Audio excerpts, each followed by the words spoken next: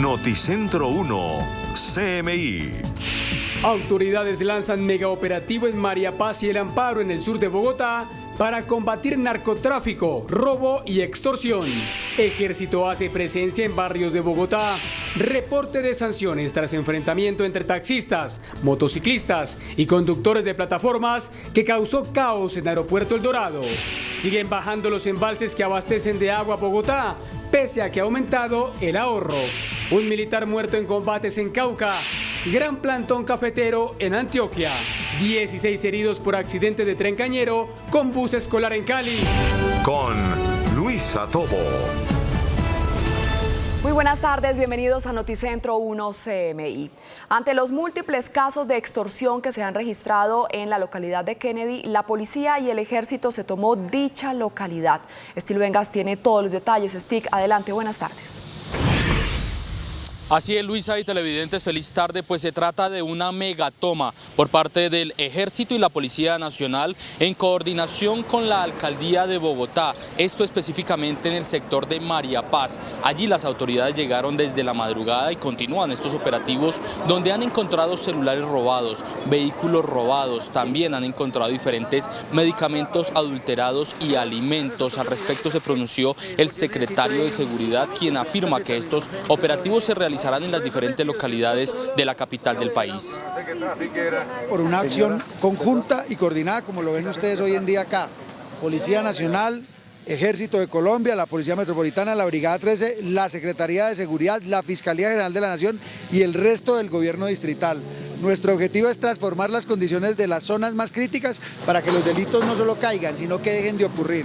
Este es un trabajo que es dedicado las 24 horas del día y que va a dar resultados progresivamente. Nuestro objetivo es que al final de nuestro gobierno, Bogotá vuelva a caminar seguro.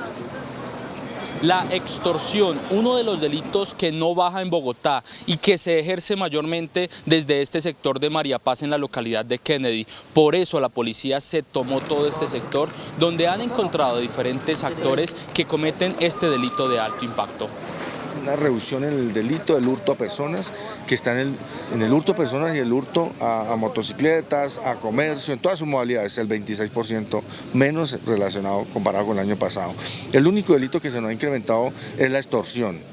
Y por eso estamos acá el día de hoy haciendo una megatoma en una operación Bogotá, donde estamos impactando también, capturando a estos actores criminales. Que hemos generado más de 62 capturas en flagrancia de actores criminales que estaban generando extorsión, pero que no hacen parte de estructuras criminales como el Tren del Agua o Satanás, sino delincuencia común. Y aunque no se trata de una militarización, el Ejército sí ha acompañado estos operativos con el fin de ejercer presión a esas estructuras criminales.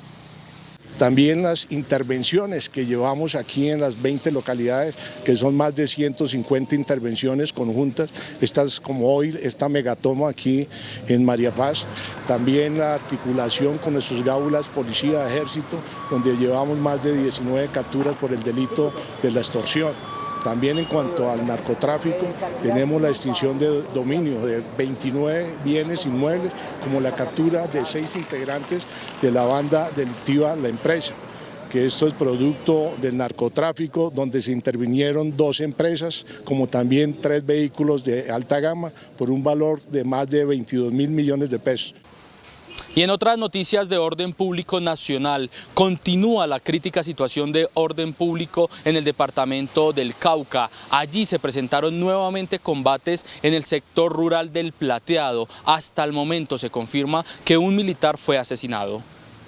Desde las 4 de la mañana sufrimos un ataque deliberado en un intento de avasallamiento por parte de las estructuras de la Carlos Patiño, estructuras que persisten en la ilegalidad, financiadas por el narcotráfico, y que en su intento de hacer un avasallamiento contra una de nuestras unidades que asegura un terreno crítico, se lanzan ferozmente con el empleo de más de 120 armas de tiro parabólico sobre la unidad que se encontraba allí. Como resultado de esto tenemos un soldado asesinado. Un ataque perpetrado según el Ejército por la estructura Carlos Patiño de las disidencias de las FARC que operan en el departamento del Cauca. En medio de estos enfrentamientos también resultaron varios soldados heridos. En estos mismos hechos resultaron heridos 3 soldados profesionales más, quienes se encuentran estables y serán evacuados de la zona para recibir atención médica especializada. Se reanudan las operaciones ofensivas en el Plateado, en el departamento del Cauca, luego de este ataque sorpresivo en la madrugada en contra de tropas del ejército. Rechazamos el asesinato de nuestro soldado profesional Diego Armando González Zambrano, quien en el desarrollo de operaciones militares en Argelia, Cauca, fue asesinado por integrantes del grupo armado organizado Estructura Carlos Patiño. También se confirmó la llegada de más militares a la región del Cauca para fortalecer todos estos operativos ofensivos que se mantienen contra las disidencias de las FARC luego de romperse el cese al fuego. Esta es toda la información desde el occidente de Bogotá. Stig Luengas en Noticentro 1 CMI. Stig, muchísimas gracias. El alcalde de Bogotá se pronunció en rechazo al fuerte enfrentamiento presentado en las últimas horas en inmediaciones al aeropuerto El Dorado entre conductores de varios gremios. Nicolás, buenas tardes. ¿Qué fue lo que pasó? Hola Luisa, muy buenas tardes para usted y para toda nuestra audiencia. A través de su cuenta de X, el alcalde mayor de Bogotá se refirió a la situación compleja de orden público que se vivió en las últimas horas en inmediaciones al Aeropuerto Internacional El Dorado, en donde se presentó lo que fue prácticamente una batalla campal entre dos bandos. Uno conformado por un grupo de taxistas que desde las horas de la tarde empezó a bloquear el paso a cientos de vehículos particulares para verificar que no estuvieran trabajando en plataforma, y el otro grupo conformado por esos conductores de plataforma y algunos motociclistas que llegaron a apoyar a esas personas que trabajan con plataformas digitales como Uber o las que, bueno, la mayoría de personas conoce. Esto fue lo que escribió el alcalde. No vamos a permitir bloqueos al aeropuerto El Dorado. Ayer a las 5:30 de la tarde, cuando recibí información sobre un bloqueo en la avenida El Dorado en inmediaciones al aeropuerto, mi instrucción fue clara: intervenir para levantar el bloqueo. La policía entró a dispersar el bloqueo, pero este se reactivó varias veces, lo que obligó a intervenir en repetidas ocasiones hasta que la avenida El Dorado estuviera totalmente despejada. En Bogotá nadie va a bloquear el aeropuerto, ni vamos a permitir que nadie, distinto a las autoridades competentes habilitadas por la ley, haga retenes o inspecciones. Pues esos bloqueos y esos enfrentamientos se presentaron hasta altas horas de la noche, ya incluso con intercambios de objetos contundentes como piedras de gran tamaño o botellas de vidrio. Los conductores se enfrentaban unos a otros y se retaban a discutir y también a pelear, más bien, en plena vía pública, bloqueando el paso a cientos de vehículos que trataban de salir del Aeropuerto Internacional El Dorado. Hay que decir que en medio de esas confrontaciones la intervención de la policía se dio a esperar por bastante tiempo. Hubo varios intercambios de agresiones y la policía intervino por lo menos varios minutos posteriores a esas agresiones. Cambiamos de tema porque también el mandatario volvió a mencionar este nivel de los embalses y el nivel de consumo de agua que se tuvo de acuerdo al racionamiento que se presentó, o en el que estamos más bien, que es el día 7. Pues el consumo en el día 6, el consumo de agua, el día 6, que pues fue la jornada de ayer, fue de 15,72 metros cúbicos por segundo. Es el más bajo desde que se impuso esta medida del racionamiento. Sin embargo, a pesar de esa reducción en el consumo, también se redujo drásticamente el nivel del sistema Chingaza, recordemos, compuesto por los embalses de Chuza y el embalse de San Rafael. En ese momento el sistema Chingaza tiene una ocupación del 15,28%, y a pesar de que el embalse de San Rafael muestra una decadencia, muestra más bien un panorama ascendente, el embalse de Chuza, que es el más grande, muestra una decadencia constante y que viene a lo largo de los últimos días. Recordemos también entonces que a partir de las 8 de la mañana de este jueves es el turno 8, que comprende la localidad de Kennedy, gran parte de la localidad de Kennedy cercana al límite con el distrito, y también las partes altas de las localidades que quedan al oriente, como Chapinero, Usaquén, San Cristóbal y Santa Fe. Es por ahora la información que originamos desde el oriente de Bogotá, desde donde me despido. Nicolás Romero, Noticentro 1 CMI. Nicolás, muchas gracias. Y a esta hora se reporta un plantón en La Pintada, Antioquia, con miles de cafeteros que están inconformes con las recientes decisiones del gobierno nacional. Hernán Muñoz, ¿qué departamentos se sumaron? Buenas tardes. Luisa, buenas tardes. Antioquia y Caldas, alrededor de 3.000 personas se suman a esta movilización y se prevé que habrá algunas alteraciones en la movilidad en la vía que comunica a Medellín con el eje cafetero. Así llegaron decenas de cafeteros al plantón nacional convocado en La Pintada, Antioquia. Según el gremio, se unieron representantes de 30 municipios. Porque el gobierno nacional durante más de un año no nos ha dado una solución a la crisis que estamos viviendo los caficultores, porque estamos produciendo a pérdida en este momento. El café subió un poco, pero es algo que no va a ser duradero. Aseguró que las pérdidas son incalculables y algunas tierras donde se produce el café están al borde del embargo. El vocero habló de algunas necesidades que, según él, no dan espera. De igual manera, estamos hablando del tema de subsidios, pero unos subsidios que lleguen a todos los caficultores y no a unos cuantos. Y ni hablar de lo que pretende el gobierno nacional de quedarse con la Federación Nacional de Cafeteros y con el Fondo Nacional del Café. No vamos a permitir que el gobierno nacional se nos quede con eso, una federación que tiene 97 años de historia y que le ha entregado al país y al mundo imagen de Colombia por su buen café. Y confirmó que después de este plantón, si no hay un diálogo, se definirá una fecha del paro nacional indefinido. Cambiamos de tema. El ejército y la policía confirmaron la captura del presunto responsable del asesinato de una patrullera en el Plan Pistola en el año 2022. En junio de 2022 fue asesinada la patrullera de la policía Andri Merlano. En el atentado terrorista, otro uniformado resultó herido. Su crimen no quedó impune. Tras una investigación, el ejército y la policía anunciaron la captura de uno de los presuntos responsables en zona rural del municipio de Caicedo, Antioquia. Alias Chicharro, esto con tropas de la 7ª División y de la 4ª Brigada. Un sujeto que era cabecilla del componente armado de la subestructura Edwin Román Velázquez Valle del Clan del Golfo. La policía reveló detalles de la captura. Este delincuente fue sorprendido aún sin levantarse, estaba en compañía de su compañera sentimental, aún estaba durmiendo y gracias a ese ejercicio meticuloso, operacional, unidades de nuestro ejército con apoyo de integrantes de la Policía Nacional llegaron y lo sorprendieron aún durmiendo. El alto oficial también se refirió a los antecedentes que reporta el capturado. Puntualmente este delincuente tiene 2 órdenes de captura, una por homicidio, desplazamiento forzado, secuestro y extorsión agravada. Según la investigación, también se le atribuye el secuestro y tortura de 2 adultos y un menor en Sabana Larga en 2022. 12 y 11 minutos de la tarde. Atención, tenemos una información de última hora. Las autoridades acaban de hallar otro cuerpo embolsado. Estamos en directo desde la zona de la inspección judicial. Ahí lo están viendo ustedes, el carro de la policía judicial, específicamente de la Sijín, a unos cuantos metros de la central minorista de la capital de Antioquia, una de las 2 centrales de abasto más importantes ubicada en el centro de Medellín. Según las primeras investigaciones, el cuerpo fue hallado dentro de un costal en inmediaciones de esta quebrada, pero también a unos pocos metros del CAI de la policía. Según las estadísticas, ya son 18 cuerpos embolsados este año. Este segundo fue encontrado en menos de 36 horas. Recordemos que el caso anterior ocurrió en el municipio de Girardota, en el departamento de Antioquia. Hasta ahora continúa la inspección judicial y ya se ha levantado el cuerpo y las autoridades avanzan en la investigación. Desde la capital de Antioquia, Hernán Muñoz, Noticentro 1, CMI. Hernán, muchas gracias. Y un aparatoso accidente en la vía Candelaria-Puerto Tejada entre un tractocamión y un bus escolar dejó 16 personas heridas. Valentina, muy buenas tardes. ¿Qué ocasionó esta colisión?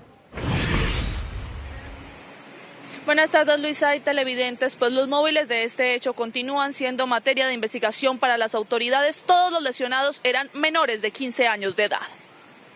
Hacia las 5:50 de la mañana de hoy, los estudiantes de la institución educativa Nuestra Señora de la Candelaria se desplazaban como de costumbre en su bus escolar, cuando fueron sorprendidos por un fuerte choque entre el vehículo en el que se desplazaban y un tractocamión a la altura del corregimiento El Arenal, en la vía que del municipio de Candelaria conduce a Puerto Tejada, Cauca. En este momento tenemos el reporte de 8 heridos que están siendo atendidos en el hospital local de Candelaria y 8 más que se encuentran en la ciudad de Cali, en los centros hospitalarios Trauma Oriente, Oxisalud y Gran Colombiana. En el momento no tenemos reportes que lamentar, simplemente lesiones leves que están siendo atendidas hasta el momento. La edad de los menores que se desplazaban en este bus escolar que presta sus servicios a la Secretaría de Educación de Candelaria oscila entre los 10 y 15 años de edad, por lo que la entidad lamentó los hechos y realiza el acompañamiento a los familiares de los menores.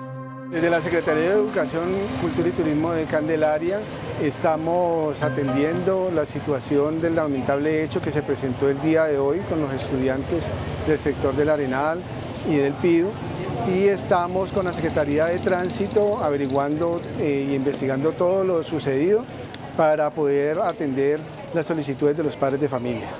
Hasta el momento, los centros asistenciales donde están siendo atendidos los menores de edad no han dado un reporte del estado de salud de los pacientes. Mientras tanto, las autoridades municipales y departamentales adelantan las investigaciones pertinentes para esclarecer las causas de este siniestro que ha conmocionado al Valle del Cauca. Y cambiamos de tema, pues importantes resultados contra la criminalidad han logrado las autoridades del distrito de Buenaventura con la captura de 2 segundos cabecillas del grupo delincuencial organizado Los Espartanos. En cumplimiento del plan estratégico Ayacucho y en desarrollo de una operación articulada, la Armada de Colombia logró la captura en la ciudad de Santiago de Cali de alias Diego Rayo, presunto cabecilla de finanzas de la facción Los Espartanos del grupo delincuencial organizado La Local. Esta captura pues básicamente afecta las finanzas de este grupo delictivo, ya que este sujeto estaba encargado de la extorsión en general de todo el distrito de Buenaventura y recolectaba alrededor de 600 millones de pesos mensuales producto de esta actividad delictiva. Alias Diego Rayo tendría bajo su cargo a 20 sujetos armados que amenazaban a la población civil para lograr el pago de los cobros extorsivos. Su orden de captura se hizo efectiva por el delito de extorsión en concurso homogéneo y sucesivo. Por otra parte, en una segunda operación fue notificado de su captura otro presunto segundo cabecilla de los espartanos y quien es sindicado de coordinar desde la cárcel la comisión de delitos como extorsión, secuestro, narcotráfico y homicidios en el distrito especial. Y en otras noticias fue puesta al descubierto una fábrica clandestina de licor en el sur de Santiago de Cali, precisamente en el barrio Pampalinda. Durante el operativo se logró la captura de algunos de los responsables. En un trabajo articulado entre la Policía Nacional y las autoridades departamentales se propinó un certero golpe a la ilegalidad en Cali tras el desmantelamiento de una fábrica de licor adulterado que funcionaba en una vivienda del barrio Pampalinda en el sur de la ciudad. Mediante una diligencia de registro y allanamiento fue intervenido el bien inmueble que permitió identificar esta estructura clandestina, capturar a 3 sujetos e incautar elementos para la realización de esta actividad ilegal y la fabricación de este peligroso licor. 3 capturas por delitos de imitación o simulación de alimentos, productos o sustancias. Se incautan maquinaria para envasar licor, maquinaria marcadora de lotes sobre superficies, garrafas y elementos con los cuales este grupo delincuencial podía producir hasta 500 botellas diarias, con unas ganancias criminales de 80 millones de pesos mensuales. Los hoy capturados fueron dejados a disposición de la Fiscalía General de la Nación por el delito de imitación o simulación de alimentos, productos o sustancias, y aunque se les dictó libertad, continuarán vinculados al proceso investigativo. En otras noticias, un lamentable caso, pues un hecho de violencia terminó con la vida de un fanático del Deportivo Cali en el centro de la capital del Valle del Cauca.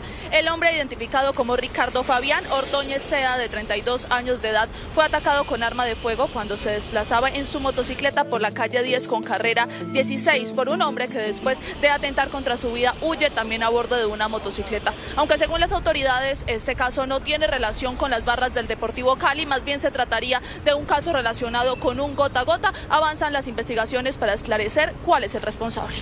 Y nuevamente cambiamos de tema, pues un nuevo caso de justicia por mano propia se presentó en el sur de Santiago de Cali. Los hechos se presentaron exactamente en el barrio Meléndez, cuando un hombre a bordo de una motocicleta intentó cometer un hurto. Al percatarse de la situación, los habitantes del sector decidieron tomar justicia por mano propia contra este hombre, que tuvo que ser protegido por las autoridades. La motocicleta en la que se desplazaba fue incinerada y también fueron capturadas 2 personas e incautada un arma traumática. Y me despido con esta información, pues mucha atención porque hace pocos minutos la Superintendencia de Economía Solidaria ordenó la intervención inmediata de Copservir, que es la cooperativa que administra la empresa vallecaucana Drogas La Rebaja. La medida está fundamentada en diversas infracciones normativas y administrativas que, según el gobierno de Gustavo Petro, estarían atentando contra el funcionamiento de esta cooperativa. Según la Superintendencia, esta medida no afectaría la distribución de los productos de Drogas La Rebaja. Luisa y televidentes, con esta información me despido desde Santiago de Cali. Valentina Villegas, Noticentro 1 CMI. Valentina, muchas gracias. Hacemos una pausa en Noticentro 1 CMI y al regresar, esperen. Gobierno y ELN definirán si mantienen los diálogos. En exclusiva con Noticentro 1 CMI, Pablo Beltrán pide al gobierno aclarar qué tipo de proceso están llevando con el Frente Comuneros del Sur. Ya volvemos.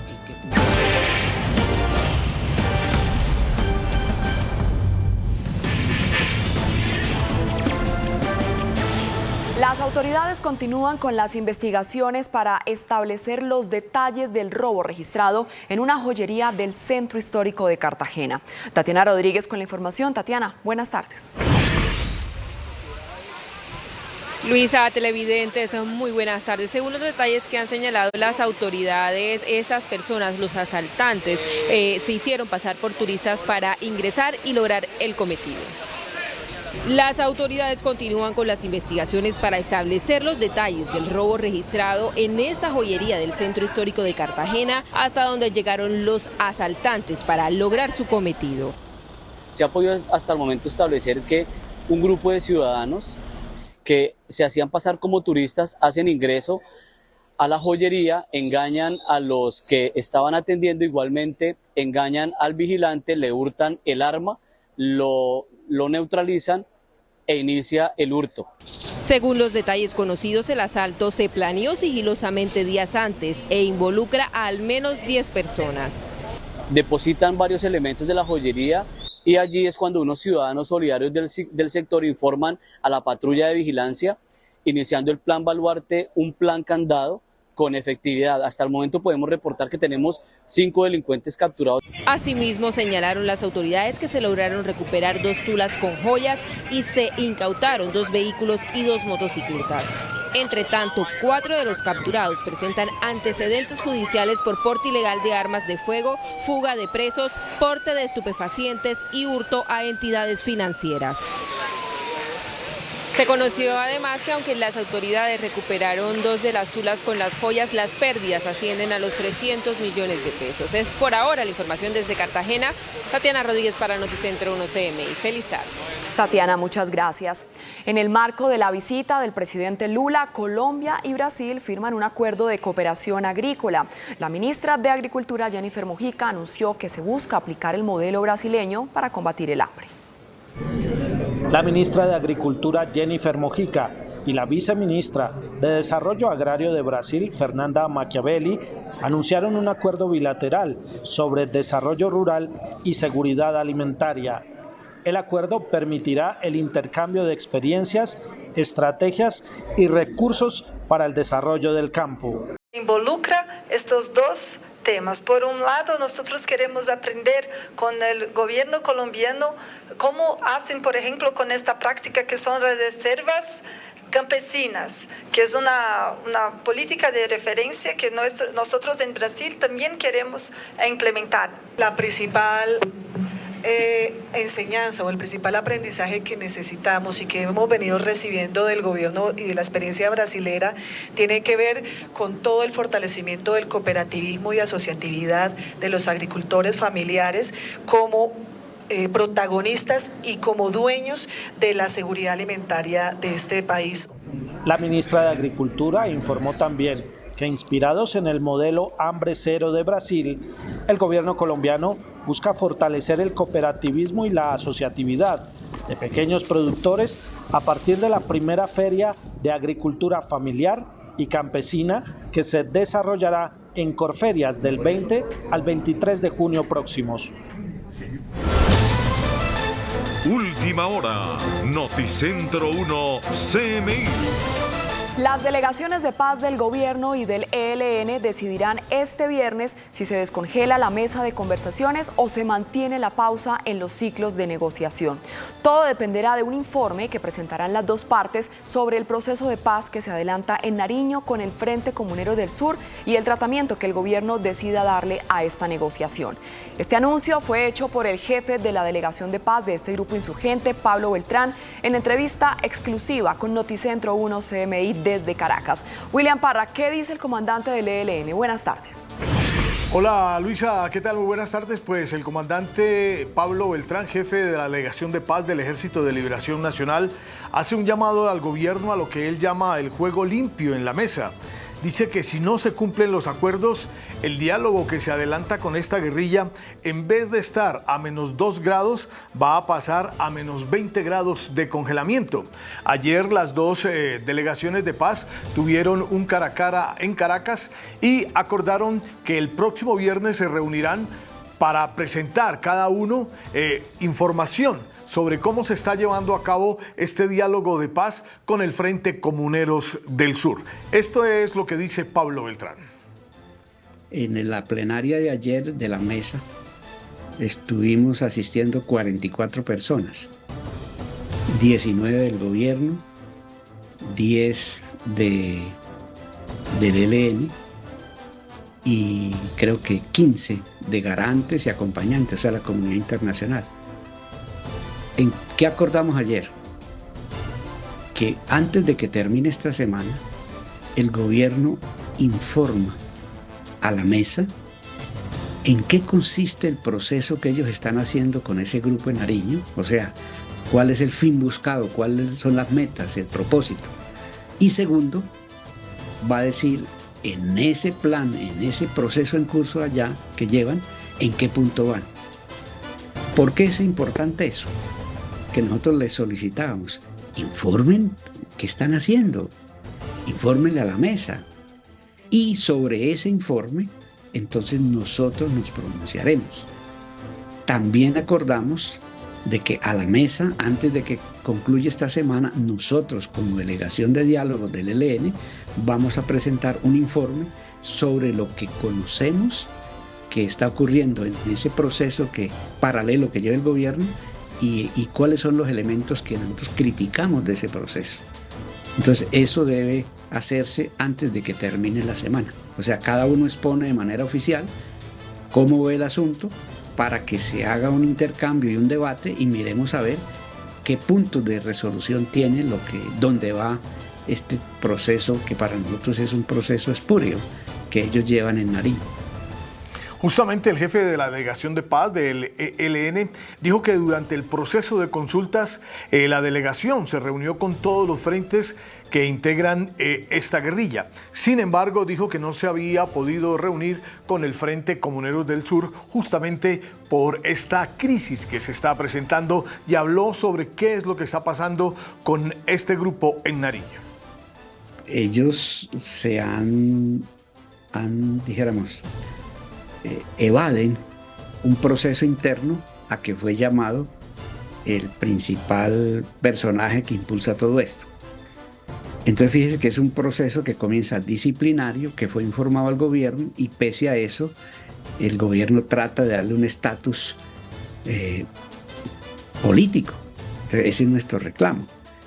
Entonces claro, el gobierno tiene que decir de aquí al viernes qué tratamiento les está dando. Ejemplo, desmovilización individual, desmovilización de grupo, sometimiento a la justicia, proceso político. O sea que como eso es una especie de galimatías, yo no quiero opinar hasta no mirar el informe para decir ya de manera crítica qué le puede servir al conjunto del proceso y qué no. Porque en últimas, si usted mira, esta doble línea, o sea, mantener aquí una y otra por debajo de la mesa o en paralelo, eso no le da buen lustre, eso no le da buen prestigio a la paz total del gobierno. Esa es la crítica que nosotros hacemos, que cuando hay un proceso de paz está sustentado en el juego limpio y en la buena fe, y no en asuntos desleales. Entonces, la crítica nuestra es más amplia en el sentido de que la paz total no puede ser más de lo mismo. ha habido procesos de desmovilización y creación de disidencias que han sido en muchos elementos dañinas para el país. Entonces el gobierno va a asumir responsabilidad por crear bajo su responsabilidad una nueva disidencia que nos espera. Entonces esa es la crítica de fondo que nosotros hacemos.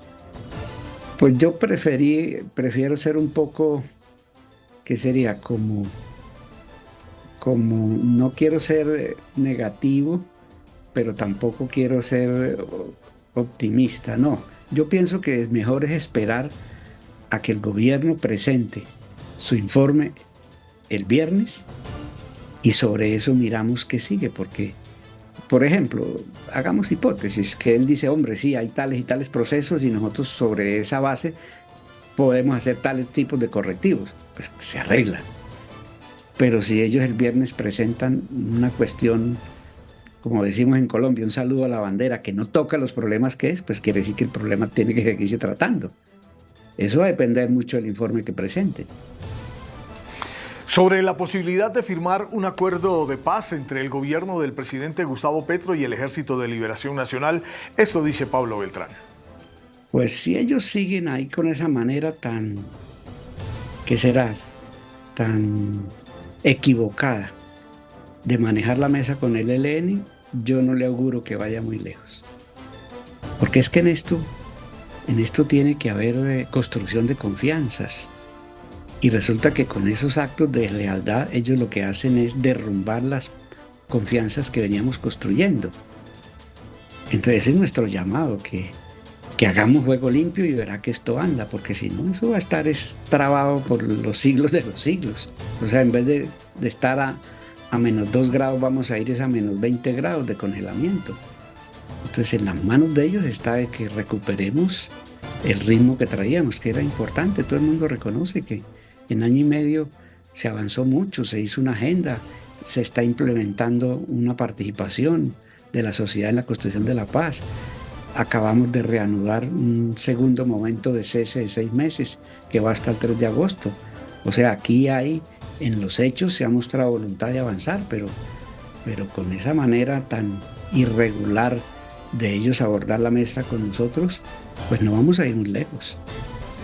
Sobre la mesa, el jefe de la Delegación de Paz del ELN, Pablo Beltrán, dice que no hay una sintonía entre el gobierno nacional y la mesa de conversaciones.